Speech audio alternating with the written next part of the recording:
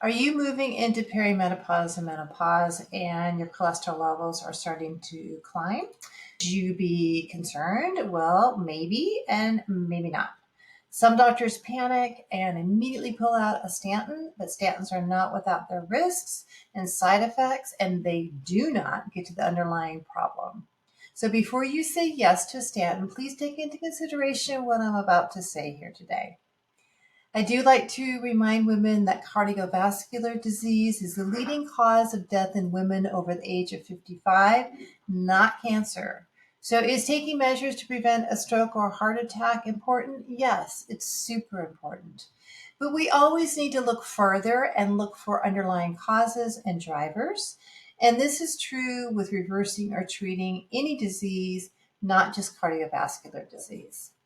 So, welcome to my channel. I'm Cindy, and if we haven't met before, I'm a functional medicine practitioner who specializes in women's health, particularly perimenopause on up. And I'm here to help you become your own health advocate as you move through the menopausal maze and into what should be the best years of your life, as far as I'm concerned. And hopefully, it's a good 40 to 50 years of your life. For women moving into perimenopause and menopause, it is to be expected that your cholesterol levels will go up, and here's why. First and foremost, as our hormones and progesterone start to decline, our bodies will start to make more cholesterol in an effort to make up for the estrogen and progesterone that we're no longer making in our ovaries. So cholesterol is the backbone of our sex hormones. And even though our ovaries are shutting down, our bodies still want estrogen and progesterone, so it will make it however it knows how. Often that'll be by increasing cholesterol. Also, as we begin to lose our progesterone and estrogen, our thyroid is often affected, which again plays a role in the liver's release and reuptake of cholesterol, often increasing the cholesterol if thyroid hormones drop. And as we lose our wonderful sex hormones that so very nicely kept inflammation at bay when we were younger, cholesterol will also rise in response to the increased inflammation that comes as a result of lower hormones and in response to insulin resistance. So, to make sure that women are being properly supported and not over or under medicated, I'm going to tell you what you need to investigate further in order to figure out whether your elevated cholesterol might be a problem for you. The best part is what you need to do next is actually pretty easy and doesn't have to empty your pocketbook. It's just some additional blood work. These tests aren't complicated and they're not expensive, but your doctor will not order them usually unless you specifically request them. And sometimes that doesn't work either, but don't worry, I have access to discounted prices and have put together some panels together to make it easy for anyone who's interested to order them. And by the way, each of these markers are usually under $10, so it's pretty inexpensive.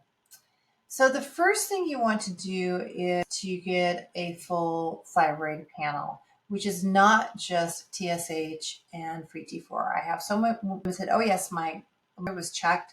And often I only see TSH, and if we're lucky, we see TSH and T4, but that's it. And that's not a full thyroid panel. It does not give us the complete picture.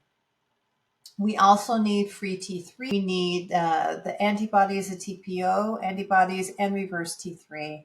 And in addition to this, it's also making sure that your levels are within these optimal ranges that you see up here in this chart. It's not necessarily just the normal ranges. Okay, it's the optimal where most women usually function at their best. So I definitely like to see TSH definitely no higher than 2.5. Prefer it 2.0 and under. And then as far as free T4, I like to see it about a 1.4. Free T3, about a 3.0 to 3.5. I will take a 2.8 in some women because they just seem to hang there and historically and they seem to do fine. So again, it's not just the lab results. It is the person that is standing in front of me that I'm talking to as well that determines what our next steps are going to be. Reverse T3, I don't like to see it over 16. So again, we want to keep everything more in the optimal ranges, not so much the normal ranges. A woman prior to entering perimenopause may have never had any overt issues with her thyroid. They actually have been subclinical, but when thoroughly checked, we do find that she needs support. For the woman who has had a history of hypothyroidism, in particular Hashimoto's, the autoimmune form of it, and has been on thyroid medication, she'll find that her thyroid medication is no longer adequate when she enters perimenopause and menopause for a couple of reasons. Progesterone and estrogen play an important and different roles in maintaining adequate thyroid hormones. We do need presence of progesterone for the conversion of T4 to the active form of T3, and we need both progesterone and estrogen to keep thyroid antibodies low in the case of Hashimoto's. So when we start to lose thyroid, they go down, our levels do. We feel it. We can feel it in weight gain and fatigue and our moods and even sleep. So it's important. It's possibly not just the loss of our estrogen progesterone, but also lowered thyroid hormones. Sometimes we can support the thyroid with just some additional nutrients and not medications. So nutrients like iron, selenium, iodine, and even zinc. Sometimes even just adding a little bit of estrogen and progesterone to support the thyroid and the hormones can be a adequate measure instead of adding any type of high medication. So again, we need to look at the whole thing. And lo and behold, when we do all this, we will see cholesterol levels lower. Just as important and good and complete thyroid panel, and maybe even more important, is testing for inflammatory markers, which most doctors do not test. And remember that inflammation is the driver of all disease. It's inflammation that drives cardiovascular disease, not cholesterol. It's the inflammation that causes the plaque formation and can oxidize cholesterol. It's not really the amount of cholesterol we have, but how it's oxidized that creates the dangerous situation. So here are the 4 inflammatory markers I'd like to test. And again, we're aiming for the optimal levels you see here, not just the normal levels. All right. So I like to see HS, or for high sensitivity, C-reactive protein. And if that's elevated, in case that there has been inflammation going on, we don't know exactly where it's coming from. And so I always like to look at 3 areas. One would be the insulin, because that in itself can cause inflammation. I like to look at the health of the gut, even if there aren't any overt signs of gut issues. And then also look at oral health, which can cause elevated CRP. Then SED rates, the next one, and that is also linked to a chronic inflammatory state. And this is how fast your platelets, your red blood cells, will sink to the bottom of a test tube. The faster it goes, the more inflammation that is indicated. Homocysteine, this is one of my favorites for many different reasons because it tells us different things. But in particular, for cardiovascular disease, if there is an excess, and here again, you can see what the optimal and normal levels are up here, it can cause scarring to the lining of the blood vessels, causing plaque to build up, and it can cause a reduction of nitric oxide. We think of relaxing the blood vessels, and can keep blood pressure nice as well.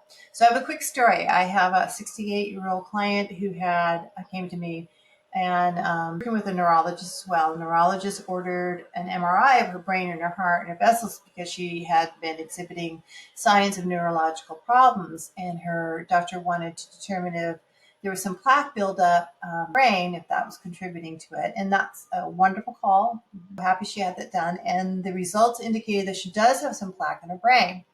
And what does her doctor do? He hands her a statin and insists she takes it, even though cholesterol level is not elevated in the least. But he's thinking if he can lower the cholesterol level, then it will bring down or won't build any more plaque. And that's all he knows how to do. That's what's in his toolbox. What do? I test all of her inflammatory markers, and her homocysteine level comes back elevated at 12. That's significant. And again, we want the number to be below 7. It's a fairly easy fix to lower homocysteine, B12, and folate. And there's a lot of different things I might give her as well to reduce inflammation. So the last and fourth marker that is super important in this set of inflammatory markers is insulin. And elevated insulin levels create inflammation all by itself. It's an important marker that seems to be totally off doctors' radars, and it's something that often rises as our estrogen drops. We just become more insulin resistant as we move into the menopausal years. We need to get a hold on it sooner than later. It can kind of take off. And it's definitely also part of what creates that wonderful menopausal bulge. So that gives you a little bit of incentive there. So those are the two panels I think are super important for my perimenopausal and menopausal women to have done. And by the way, these the inflammatory markers, that panel in itself is super important for men as well. I don't really the thyroid panel so much for women because it's way more women than men that have issues with the thyroid. But the inflammatory markers are really important for them too. So if there's a in your life, I'm sure he gets those tested. Now, if you'd like to dig a little bit deeper, then what I recommend is a more in-depth lipid panel. The one that your doctors do is pretty antiquated, but there are more out there that will measure the size and density and different types of cholesterol and also your genetic risk as well. You keep on seeing, I know on Instagram and elsewhere, people's advertising to have your ApoB measured and your little a measured to see if there is a genetic risk there. And that particular test, I think, is closer to like 140. Okay, so it's a little bit more there, but it can give you a lot of information. And then the last test I often recommend to my clients, if the cholesterol is high and they are concerned and the doctors are concerned, is a calcium score, which is an easy CT scan of your arteries looking for plaque. And I think everyone needs to have one of these by the time they're 55 or at least 60 if there's no heart disease in the family, and earlier if there is a history. So if you're curious to know how you can have easy access to these tests or would just like some support as you traverse the perimenopause and menopausal years, feel free to reach out. There's a link in my bio, and I'm hopefully maybe there's a link here on this video. Schedule an introductory call with me and a link to order the lab work in the show description as well. So if you like this video, please hit the like button and please hit the subscribe button so you'll be notified when there's a new video to review. So I hope that was helpful, and thank you very much.